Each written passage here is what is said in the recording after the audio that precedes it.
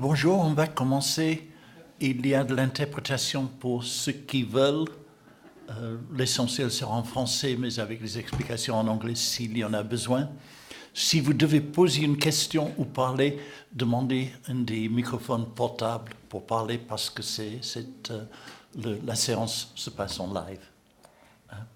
Francis, à toi. Ouais.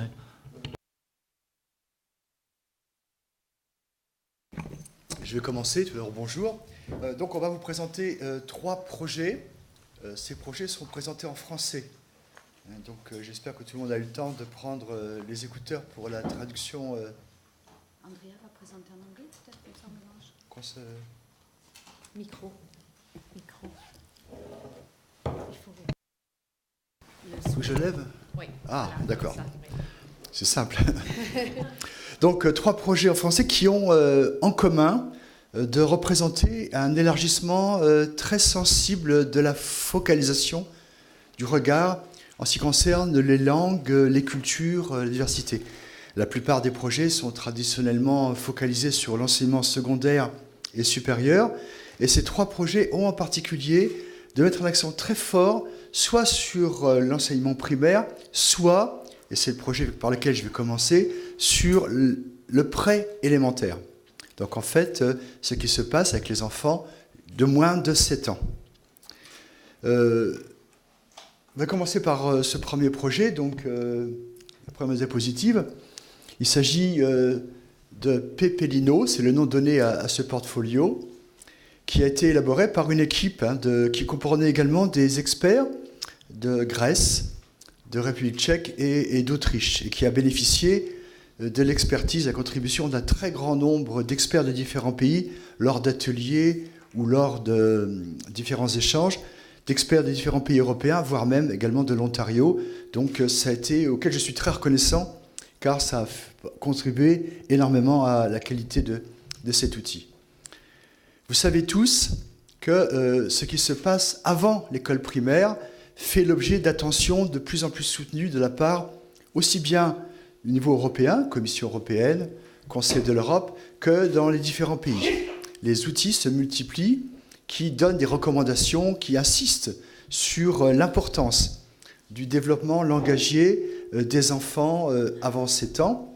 Et cet outil se veut une réponse, une aide, justement pour faire prendre conscience et faire acquérir par les futurs éducateurs, futurs enseignants, des compétences, des attitudes et des savoirs qui sont indispensables pour que cette éducation aux langues soit vraiment efficace avec les jeunes enfants.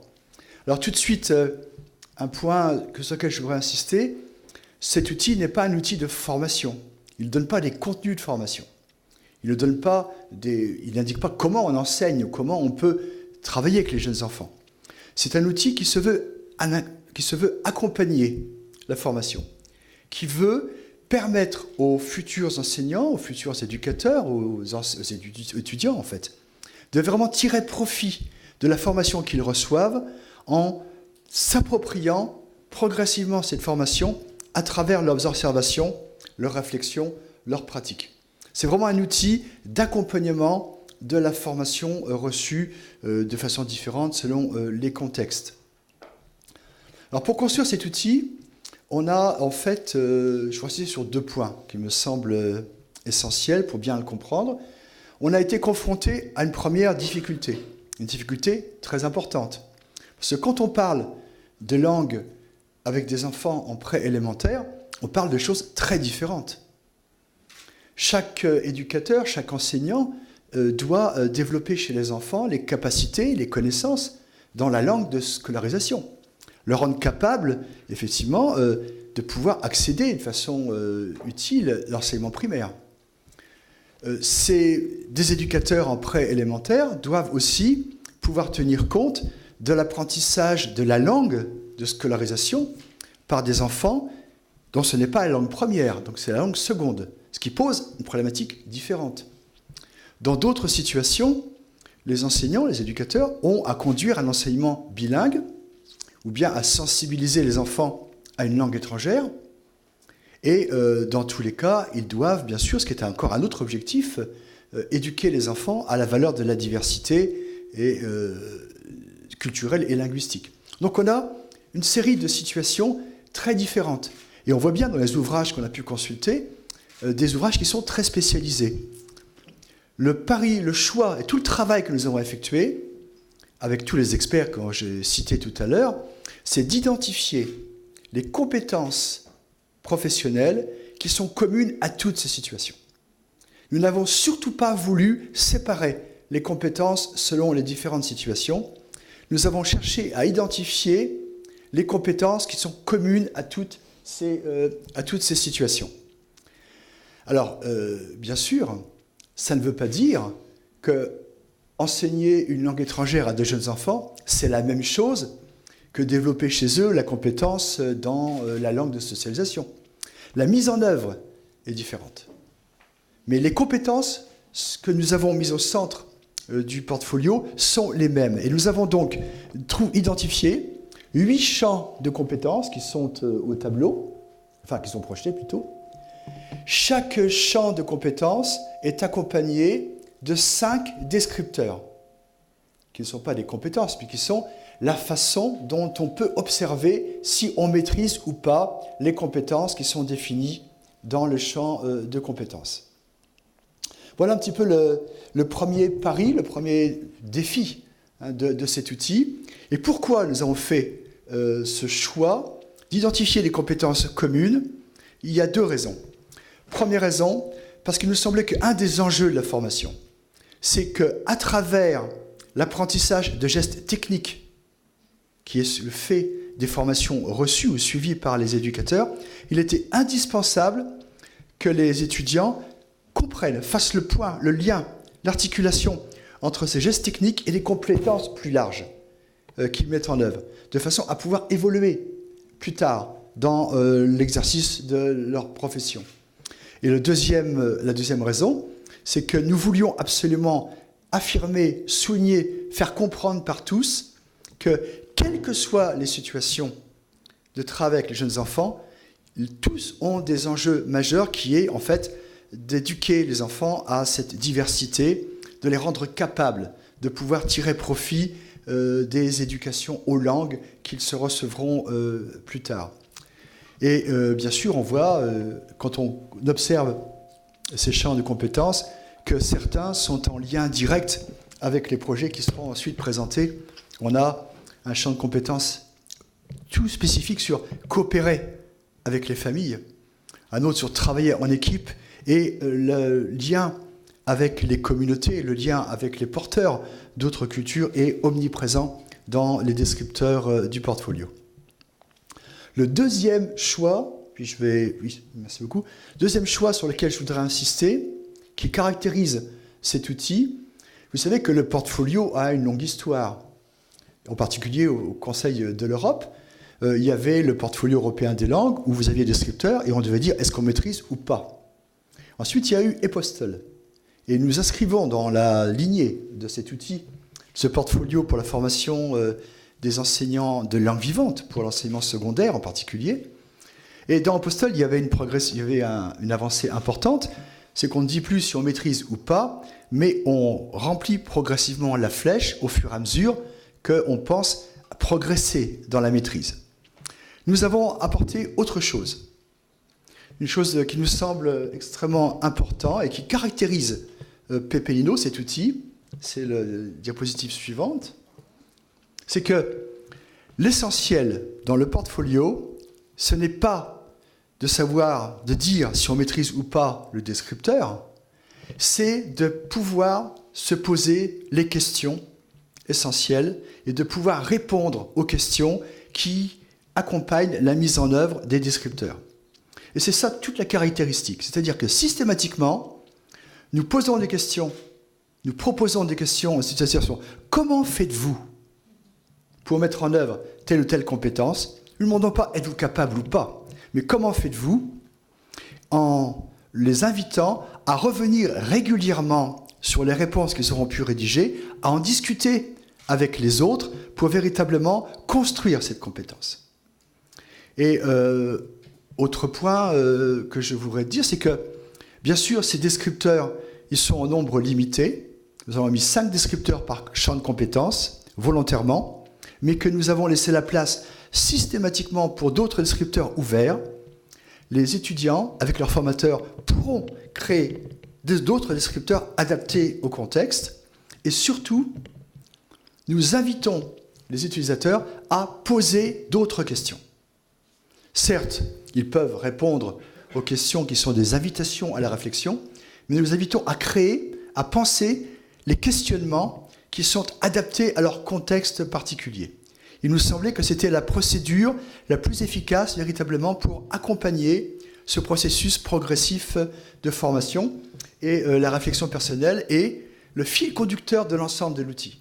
Toutes les parties du portfolio que je n'ai pas le temps de présenter, que vous pourrez consulter si vous le souhaitez, le site, toutes les parties sont en fait systématiquement une invitation à la réflexion.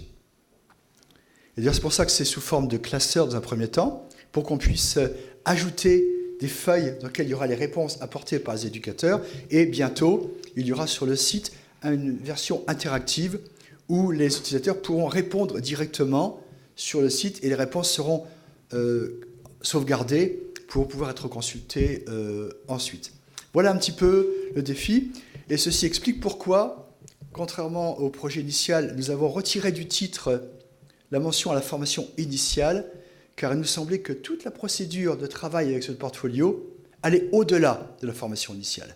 Nous voulons, par ce portfolio, engager, lors de la formation initiale, un processus de réflexion, mais d'inviter surtout les utilisateurs à continuer à se poser des questions pour pouvoir progresser dans la maîtrise des défis qui sont ceux de tout éducateur avec des enfants de cet âge. Voilà très brièvement ce que je voulais vous présenter sur cet outil. Merci beaucoup.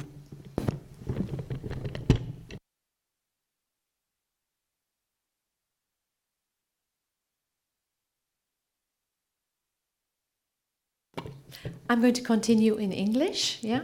And we would like to have your reactions and questions at the end after the 3 presentations, so please keep in mind your questions for the end. I'd like to present the project Co-Edu Migrant, a collaborative community approach to migrant education. This project was put into place by a team, an expert team, who I'm very grateful to.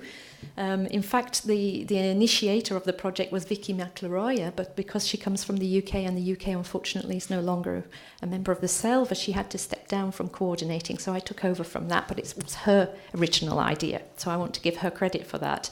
All the members of the team had different fortes. We were also very lucky to have Melody Kostiuk from Canada, because Canada, as you know, is very much in advance on these questions of how to educate migrants. So we were very lucky to have her expertise.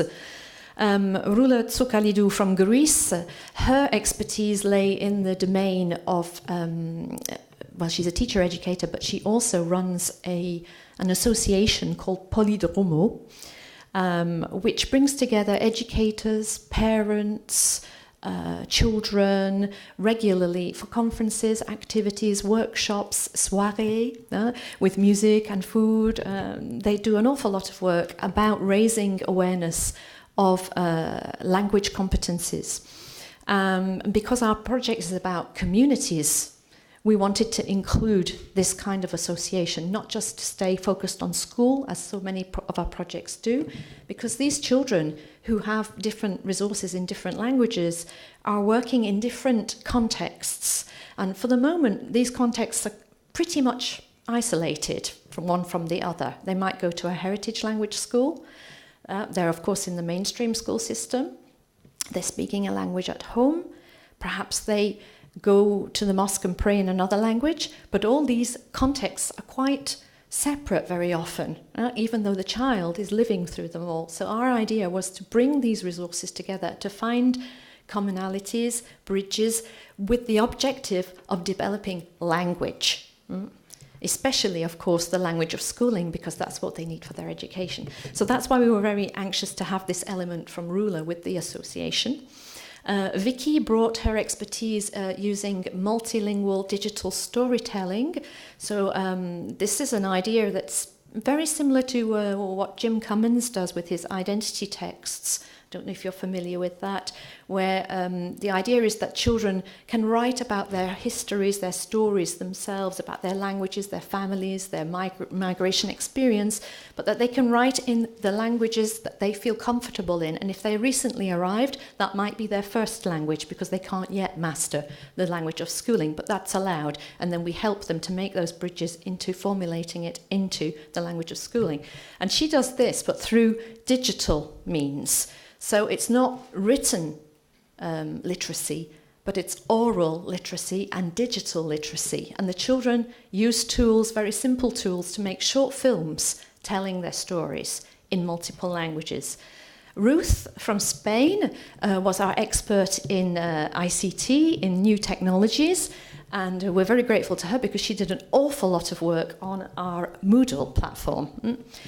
She's a teacher educator too, and she uses Moodle for distance learning to support teachers and educators who are not actually present in live training situations.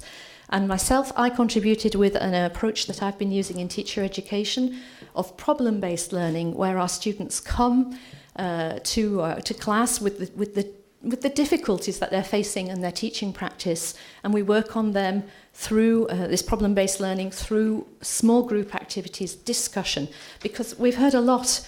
There are many resources out there. There are many wonderful resources, but teachers don't always know how to use them. And there's a problem of how we view children as well, our image of the child. And so we wanted to work on basically the attitudes as well. Okay. This was just very briefly to say that in our particular context in France, we're all from France, there's very much a push for us to work with parents, because this is not culturally something that is very common. I don't know what it's like in your different situations, but it's really something we need to work on. And these are basically texts, ministerial, top-down policies telling us that we need to work with parents. So this was another reason for having this community project to involve parents.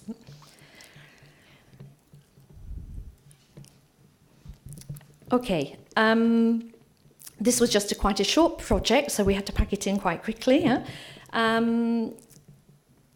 Lots of different ways of focusing on these multilingual skills and literacies. Formal and informal settings. And I'm going to pass to the next slide because I know time is precious. So who is this for, and what is it, and what does it consist of, this project? Basically, we have a website which leads to a Moodle platform. Many teacher educators, many educators use Moodle, are familiar with Moodle, so we thought that it would be a good tool to use because they're already familiar with it. You can download PDFs, etc., from the Moodle platform, of course, as appropriate, as you need them. But you can also download the whole of the Moodle course and put it into your own Moodle in your own university or your own setting, and, of course, change it, adapt it to fit your own situation. So that's why we thought that using Moodle would be a good idea. Basically, there are 3 sections to each module. So first of all, learn about it. And learn about it, there's what we call the input, the main things that we want to say about this, the theme that we're treating here. The try it section is basically step-by-step instructions of how to put it into place, of how to do it with your students, with parents, with the communities, with whichever public target audience you want to aim it at. And the Explore It is full of other links and other resources that, if you have time, you would like to explore. This module, online module, is for a variety of people, and you have the flyer and it's all explained here. It's for children, eventually children, from pre-primary all the way through to secondary. But we're aiming at teachers, not necessarily language teachers, but including language teachers, all teachers. It can also be teachers in heritage schools. We're looking also at teacher educators because they are multipliers. Teaching assistants, they also work in classrooms with children. They also need training. They also need to find out about how these languages can be harnessed to develop literacy across all languages. School administrators, psychologists, basically everybody who is involved in working with these children who have multiple resources. And of course, parents. The course can be used for self-training.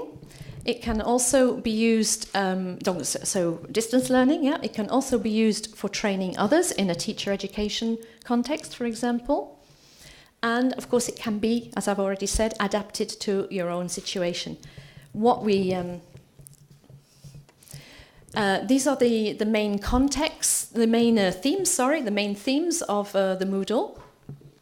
There's a whole section on reflecting about diversity because, as I said, it's not just the tools that we need. We need to question our attitudes and to question our image of the child.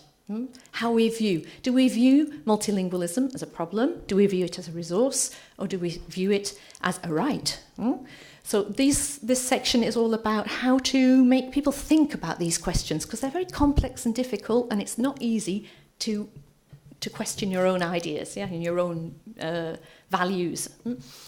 And then the second section is how to bring school and community together. So some activities. We wanted to focus very much on activities. What can we do methodologically, not just resources? And the final section, of course, is resources, yeah, such as multilingual, multimodal resources. I've used my time up, so I'm going to pass over the microphone. Thank you very much. Bien, merci à Andrea et Francis d'avoir dit la plupart de ce que je devais dire, puisque ce projet cherche également à créer plus de liens entre les familles au sens large du terme. Ce n'est pas seulement papa-maman, mais nous avons eu des actions qui concernent la famille élargie, qui s'impliquent dans l'école, dans la mesure où l'école s'ouvre à cette implication. Ce projet a commencé par une analyse des obstacles à l'intégration, à la participation des parents dans les activités de développement du langage et du développement de la curiosité envers les langues déjà présentes dans l'environnement de l'école. Donc nous avons analysé à la fois les obstacles à cette inclusion et ce qui se faisait, les pratiques déjà existantes. Et sur le site que nous avons créé, j'y reviendrai après, pardon. L'idée était d'ouvrir les murs de l'école. Vous voyez, c'est une affiche que j'ai mise à gauche d'une collègue ethnopsychiatre à Paris qui a organisé un colloque sur cette question, d'ouvrir les murs de l'école pour accueillir la diversité des enfants et de leurs familles. En France, en tout cas, il y a, malgré cette notion de communauté éducative qui nous aide beaucoup, qui est soutenue par le ministère, et c'est dans d'autres pays aussi, puisque nous avons eu des partenaires de Catalogne qui nous ont amenés à réfléchir autrement d'ailleurs à la communauté éducative. Il reste des obstacles idéologiques à l'inclusion de certaines langues, des langues minoritaires. Donc l'objet de ce projet était aussi de rassurer les parents et de leur donner confiance et de les informer, de leur donner des informations scientifiques pour appuyer leur désir de maintenir la langue familiale et de s'impliquer, de ne pas avoir peur de s'impliquer dans l'école. Parce que les familles qui relèvent de minorités linguistiques et culturelles sont très effacées, ne viennent pas nécessairement dans les réunions que les enseignants organisent, mais l'expérience nous montre que lorsqu'on leur propose de venir faire découvrir leur langue et leur culture et de faire travailler les enfants à partir de ces langues et de ces cultures, les parents viennent. Et voilà, ça c'est une belle démonstration, je crois, pour contrecarrer les représentations des parents qui ne s'intéressent pas à la scolarité de leur enfant. C'est faux, hein, c'est juste de l'insécurité linguistique et symbolique. Voilà, donc ici résumé les objectifs du projet IPEPI et que j'ai déjà présenté. Donc informer les parents, leur donner des informations scientifiques solides mais dans un langage accessible, informer aussi les enseignants qui n'ont pas bénéficié du portfolio que vient de terminer l'équipe de Francis Goulier. Donc voilà, c'était un objectif de diffusion d'informations. C'est un projet de médiation et grâce au CELV, nous avons pu réunir, vous avez vu le nombre de pays qui se sont intéressés à ce projet de médiation. Aujourd'hui, nous avons le plaisir d'accueillir une de nos médiatrices de Roumanie, Rodica Migiu. Et tous nos médiateurs que nous avons donc rencontrés grâce au CLV ici dans les ateliers ont conduit depuis le début de nombreuses actions pour développer ce projet partout où ils le peuvent. Nous avons ensuite donc expérimenté ces activités d'inclusion des langues et des cultures familiales et questionné les enseignants et les parents sur les apports. Qu'est-ce que ça apporte? Quels effets cela produit? Ce lien, ces bridges, comme tu disais, entre famille et école. Et voilà un certain nombre d'effets positifs produits, de meilleures relations entre famille et enseignants, moins de malentendus, plus de confiance dans la relation, une meilleure implication donc, des parents dans la vie scolaire, et aussi le fait que les enfants parlent de ce qu'ils font à l'école, à la maison. J'ai recueilli lundi dernier un témoignage d'une maman qui nous dit « mais les enfants nous disent ce qu'ils font, ils nous demandent de leur apprendre à dire bonjour dans d'autres langues, à reproduire si c'est une recette de cuisine qu'une maman est venue présenter en y introduisant du lexique et les dimensions culturelles. Les enfants le redemandent à l'école, vraiment le lien se fait de manière beaucoup plus claire. Et les enfants sont davantage inclus dans les apprentissages. Une directrice d'école nous disait « cela permet d'intégrer tous les enfants ». Les enfants qui sont un peu en dehors des apprentissages. C'est un peu magique, d'ailleurs c'est le titre du film que nous avons fait pour montrer concrètement les activités d'inclusion des parents. Le film s'appelle « Ce qu'on fait à l'école, c'est magique ». C'est une phrase d'un enfant qui suit ce type, qui a la chance d'être dans une école où il y a l'inclusion des parents. Une amélioration de la confiance en soi, à la fois des parents et des enfants. Et bien sûr, c'est un soutien immense pour ce fameux vivre ensemble que l'on cherche à atteindre.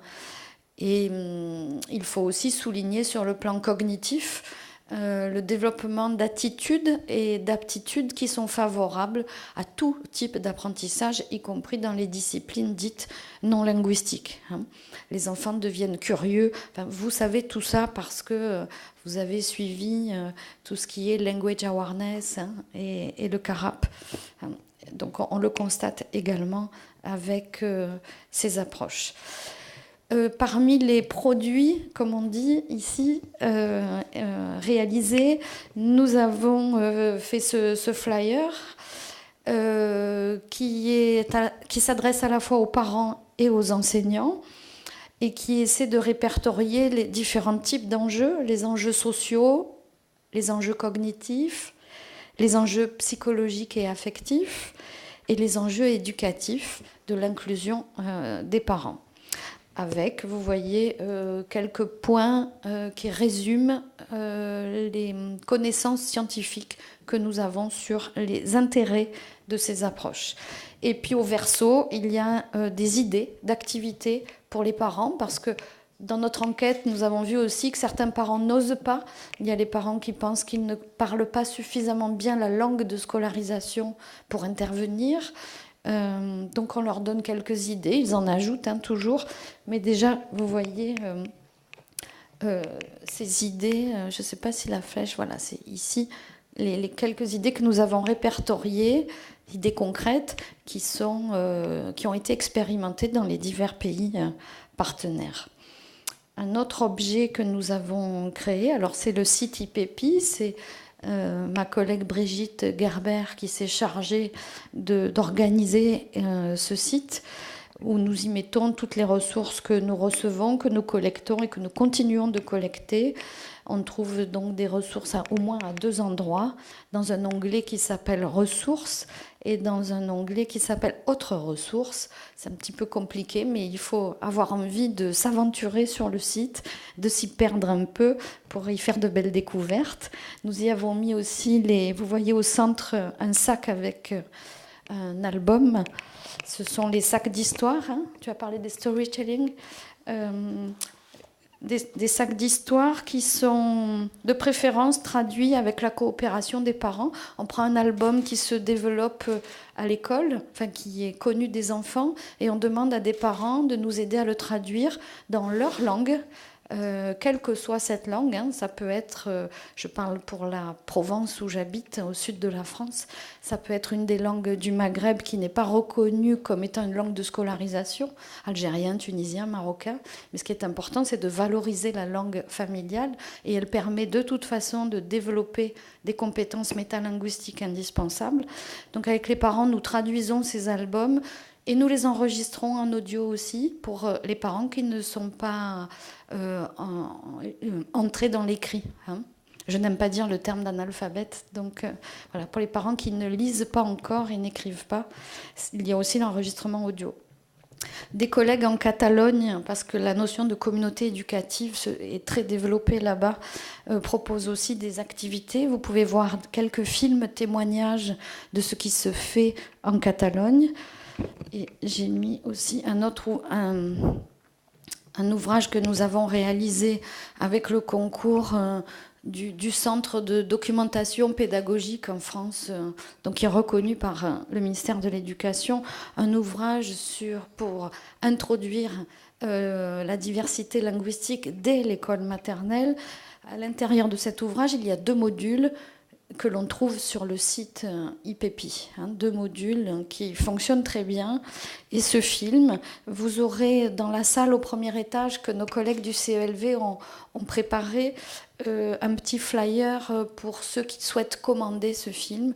Le CELV en a fait une traduction qui n'est pas insérée dans le film, mais vous avez une traduction en anglais et en allemand déjà prête. Et nous allons essayer de le développer, de traduire dans d'autres langues.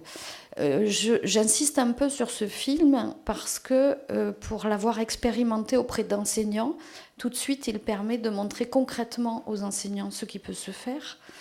Et je l'ai montré à plusieurs reprises à des parents qui, eux aussi, tout de suite comprennent les enjeux et sont rassurés sur ce qu'ils peuvent faire. Hein.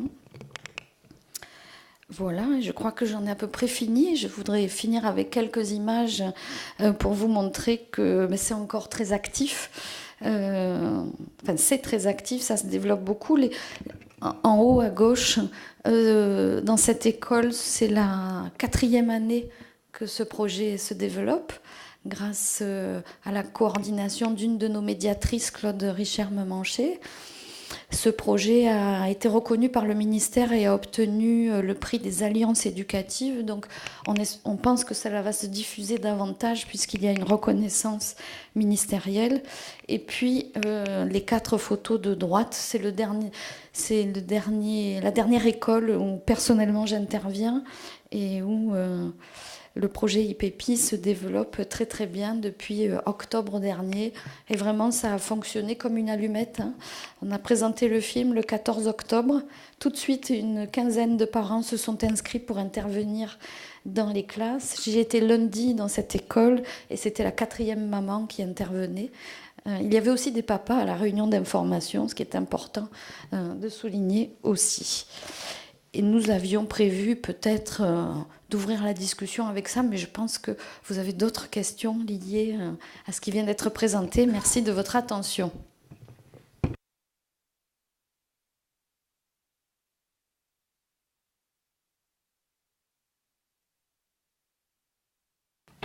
Je vous remercie. C'est ouvert à vous pour des questions, pour des commentaires. Demandez un microphone si vous voulez dire quelque chose, évidemment en anglais ou en français.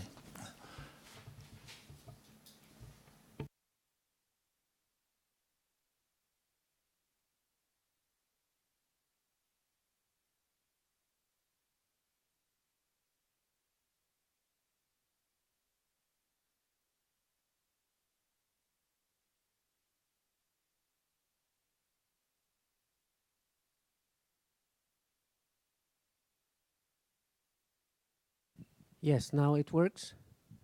Okay. Well, it's maybe not related to the project, but I was very interested in what Andrea said, that the authorities in France now ask for the parents to be involved. I consider it's a huge, huge change, and I wonder what brought them into this very dramatic decision, because we kept discussing this. I remember in our initial discussions that this seems to be an obstacle, and it may be so in other countries as well. Although I knew France was the most sort of conservative on this point, that parents have to stay away out of the school, and now they need to be involved. What brought the authorities to rethink?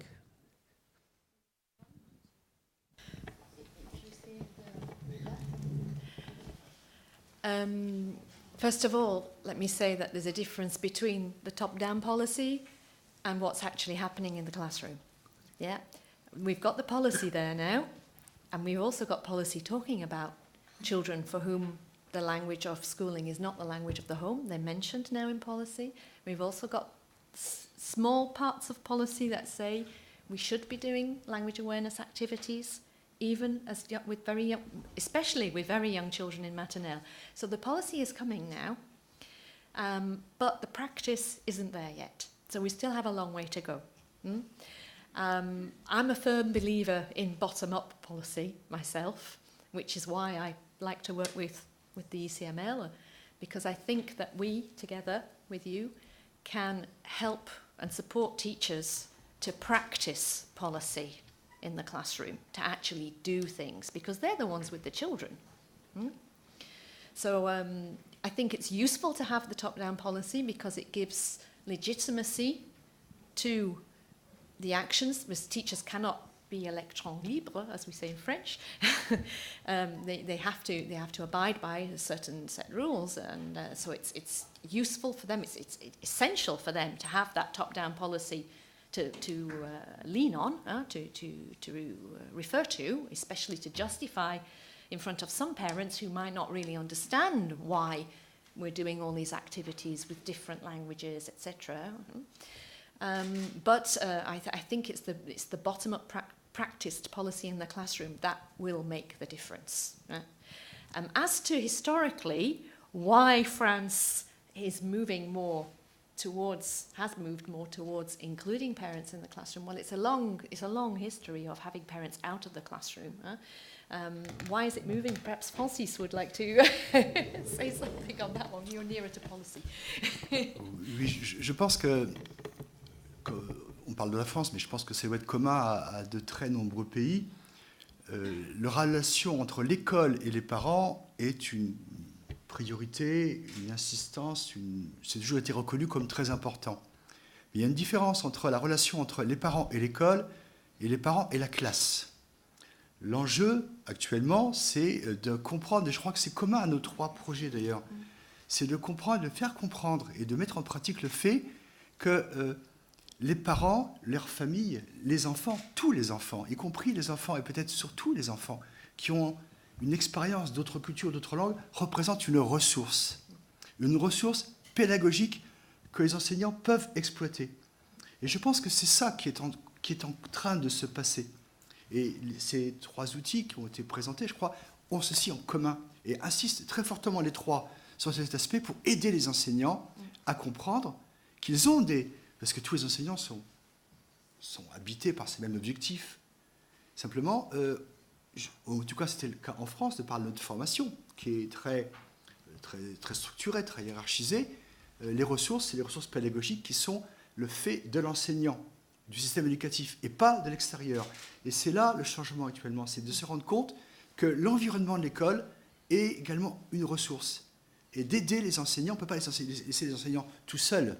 Il faut les aider, les accompagner, expliquer, et que progressivement, et là je pense que au niveau, comme le disait le collègue, au niveau politique, c'est presque une évidence, mais maintenant il faut les aider, les accompagner. Et je crois que c'était la bataille prioritaire à conduire en ce moment, et j'espère que ces trois outils aideront à cette prise de conscience chez tous les acteurs des systèmes éducatifs. On parle de la France, mais je suis convaincu que c'est, à des degrés différents, la même problématique dans très très nombreux pays. Et ces projets sont importants pour aider les enseignants à traduire ces directives officielles. Parce que les traductions actuelles sur le terrain, souvent, se limitent à enseigner aux parents la langue majoritaire, donc qui crée de la réduction de la diversité linguistique.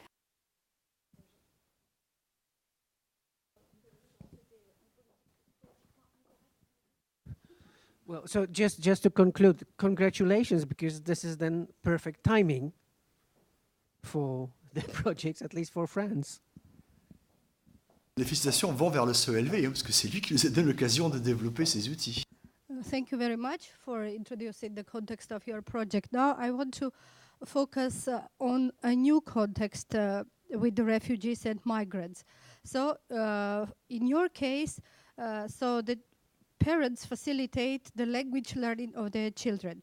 Can you use the same ideas for family learning for the parents of those children who are refugees at school, to shift from a child learning environment to a family learning environment, for the moms and fathers to come to school with their children and to understand the core of this intercultural and plurilingual education in a new context? I think it should be one of the ways your project to be directed or developed in the long run. Thank you very much for your question. Yes, you're absolutely right. And I think it's through this kind of invitation, it's through the recognition of the resources of the children and the families, and through the invitation to the parents to come into school and to work with teachers, that this process can begin. I've recently observed in an école, in a pre-primary school, this kind of approach where the teacher opens the door, lets the parents come in, lets the parents speak to the children in the language of their choice, because they cannot yet function in the dominant language, in the language of schooling. She allows that, but she encourages them to read stories to the children in their language, or to tell stories to the children in their language, to participate in literacy activities, I don't know, spelling the name of the children if they're 3-year-olds, you know, using little letters, this kind of activity of literacy, or drawing with the children and talking about the drawing. Yeah? And I've noticed what the teacher does. She doesn't speak all these languages, she can't. There are too many of them and she doesn't know them all. But she's learnt a few words, a few key words. She's learnt words like, what's that? That's a very useful word, yeah? And then she can learn more words, very common words, names of animals, colours, this kind of thing, in a few of the languages. And she uses these words from time to time, placed in sentences of French, to hook the children in, yeah? So she's actually translanguaging, but to a very small degree. It's mainly French with the odd word in Turkish or in Albanian, or, yeah? And I've noticed the parents watch her do this. And they start, after a month or so, to do the same thing, using their language with the odd word of French in there. So there's a kind of a transfer of a technique there. And also, the parents watch what the teacher's doing. If the teacher's telling a story or the teacher's doing an activity with a small group of children, they actually copy what she's doing. And I think that some of these educational techniques and processes are being absorbed somehow by the parents. And the hope is that not only will they do this, reproduce this at school, but they will also reproduce it at home through, for example, story bags, and being given the tools whereby they can use a more elaborate language than just the everyday conversational language.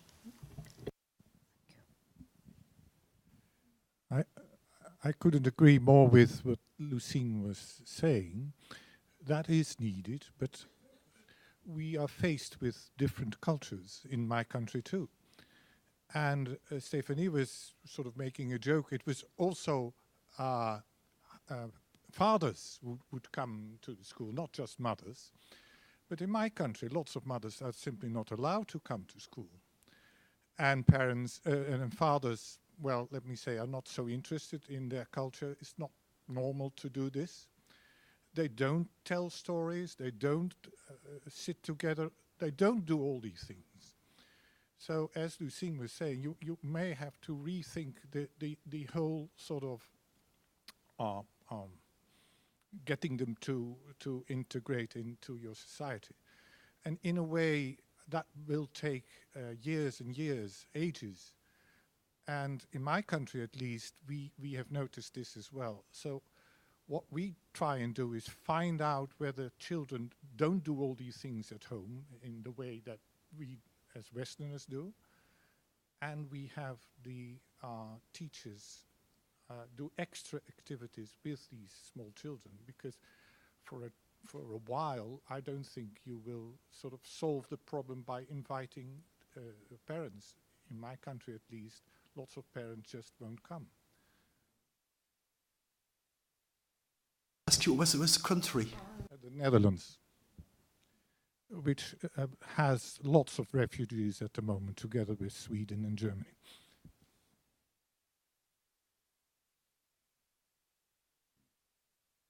J'ai l'impression, oui. Excusez-moi, vous venez des Pays-Bas. Nous avons une médiatrice des Pays-Bas qui n'avait pas le même regard que vous. Et je voudrais savoir si vous vous appuyez sur une enquête ethnographique qui vous dit que les parents ne s'intéressent pas à la scolarisation. Et je voudrais savoir de quel pays viennent ces parents, parce que moi, je travaille dans une zone où les parents sont musulmans, si vous faites référence à ça. Et les mamans viennent à l'école, les papas aussi. Quand on leur présente ce type de projet, je peux vous, enfin, voilà, j'ai des photos aussi pour vous persuader. Mais voilà, je voudrais savoir si ce sont des représentations liées à des discours qui circulent sur ces parents, ou si vous prenez appui sur une enquête ethnographique qui le montrerait.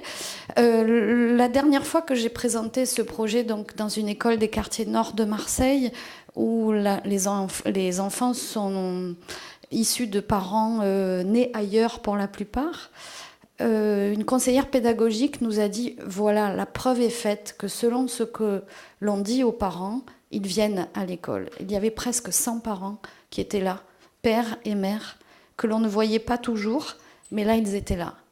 Et cette conseillère pédagogique était ravie parce qu'elle s'est dit, voilà, enfin, la preuve est faite, on va pouvoir déconstruire des représentations sur ces parents qui ne désirent pas aller à l'école.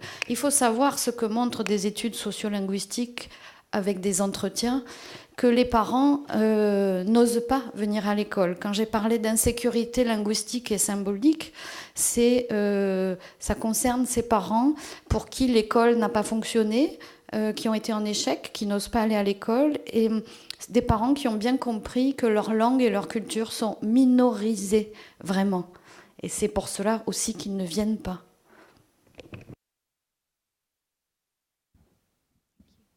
Thank you very much. I think the work that you're doing is absolutely fabulous. It is on. I just wanted to say that this issue with parents perhaps not participating, or this issue of children not getting support with literacy at home, affects children from all backgrounds, not just children from minority backgrounds. I mean, I know from my own country in Scotland, sadly, the number of children arriving at primary school who don't know how to turn the pages of a book. They don't know which way to hold a book because they've never been read to. And this doesn't affect, this is not children of a foreign background, a minority background. These are native children. So there is a bigger challenge for us there, and the work that you're doing is as relevant to native families as it is to families from a migrant background. And often there is a fear. I remember being involved in parent forums in my own children's school, and the people, as you say, people whose own experience of school was not a positive one, feel afraid to come. They just don't feel comfortable. They feel out of their depth. And the techniques you're using to persuade parents to come, I would say, are applicable to all parents, irrespective of their background. May I? Just to reinforce what Sarah was saying, I heard of a recent project around Cambridge which was concerned with language enrichment for children of migrant families. And when they tested the results, that they found that children from disadvantaged backgrounds in the United Kingdom had profited even more from this sort of reinforcement. And then perhaps just another comment. It seems to me that in all three projects, what we've seen is ways of building up confidence and trust between the school and the various users in the community. And I was very struck by what all three of you said, that this confidence includes necessarily self-confidence on the part of the parents and the community. And it seems to me that there's a common strand which goes all the way through this. And I'd be interested if anybody has any comments either now or later as to how that is something which is relevant in all the different contexts which we've got present here. It was we've been talking mainly about France in this session, and there's an interesting question as to, is this a particular situation or is it a general one? Just brief comment. I think when the parents are involved, we feel that both parents and children feel more responsible for what they are doing. This is also very important because sometimes they are very, very different. I mean children, to what they are doing at school, to their scores, but when the parents are involved and they understand that this is a very important part of their life, so they feel responsible for their children, and the children also feel responsibility for what they are doing. Juste deux petits commentaires. Il y a un point qui est important. On a dit, on sent que ces cultures, ces langues de ces enfants, de ces familles qui viennent dans nos écoles, qui sont dans nos écoles, sont des ressources. Mais je crois qu'il faut qu'on soit, et on assiste tous les trois, je crois, dans nos projets, que ce ne sont pas seulement des ressources pour ces enfants. Ce sont des ressources pour l'ensemble des enfants, et qu'un des grands défis pédagogiques, c'est de faire comprendre aux intervenants comment ils peuvent exploiter cette richesse au profit de tous les enfants, y compris les enfants qui ont grandi dans la langue ou la culture dominante dans un contexte. Et puis le deuxième point sur lequel je veux revenir, qui m'a été suggéré par l'intervention de la collègue, c'est vrai que les situations changent. On ne peut pas se leurrer que les situations économiques, politiques changent fortement, que le contexte d'intervention dans les écoles change. Et c'est pour ça que, entre autres, moi je suis heureux que dans ce portfolio dont j'ai parlé, on ait volontairement laissé des questions ouvertes. Je crois que ce qu'il faudrait, ce que j'espère qu'on arrivera avec cet outil, c'est que les futurs enseignants, les futurs éducateurs soient amenés à précisément problématiser la situation dans laquelle ils se trouvent, qui peut changer, pour voir comment ces compétences, qui ne sont pas applicables telles quelles de façon mécaniste, peuvent être mises en œuvre dans un contexte particulier qui peut être changeant. Je crois que c'était d'où l'importance de ne pas fixer des descripteurs et des questions de façon figée, mais bien d'ouvrir et de faire comprendre que la formation des futurs intervenants, c'est la capacité à se poser les bonnes questions pour comment relever les défis qui renvoient aux valeurs qui sont les nôtres et qui sont communes à toutes les situations, à toutes les écoles, à tous les contextes.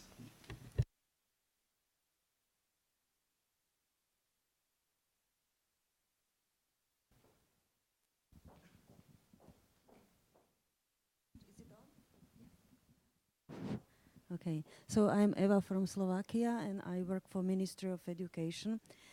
And I'm listening to you all, and I must say that the situation in the Slovak Republic is opposite. Some kindergartens wouldn't survive even without help of parents. I must say that the teachers don't allow parents to enter the classroom and speak to children, but they organize a lot of activities and parties and festive, I don't know what activities for parents and children. For example, when parents have some experience from abroad, they invite, teachers invite them, and they talk to children about their experience. So they teach them about cultures of different countries. In Slovakia, we open very many private kindergartens. And they also learn languages. They are usually language kindergartens. And so they learn languages, they invite parents, they speak to them, they discuss with them. And what did I want to say? So in Slovakia, it would be bottom-up policy, as you said, Mrs. Young. My suggestion would be, but now I'm really joking, don't support kindergartens from ministries and from up, and they will search help and they will look for help with parents. So don't help them, and they will find the way how to involve parents to help them. Thank you. Thank you very much. We're coming to the end of the time. Have you, any of you, things which you would like to say as a final word? Yeah. Mm-hmm.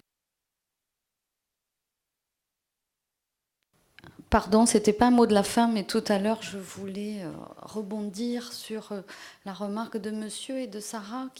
Monsieur parlait de ses parents qui ne lisaient pas à la maison et Sarah d'enfants qui ne savaient pas tenir un livre.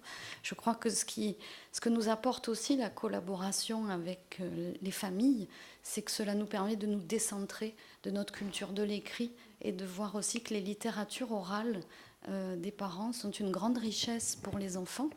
Tous les enfants d'en parler Francis leur permet d'autres moyens de transmission. Et voilà, je crois qu'il faut qu'on fasse nous-mêmes attention à nos façons de raisonner qui peuvent être un peu ethnocentrées. Et nous devons aussi développer ça chez les enseignants que nous essayons de former. Ok, un grand merci à Stéphanie, André et Francis pour cette séance. Tout le monde est là pendant tous les deux jours, donc il y aura d'autres possibilités d'en parler. Vous avez maintenant 10 minutes pour aller à la prochaine séance qui commence à 12h10 et qui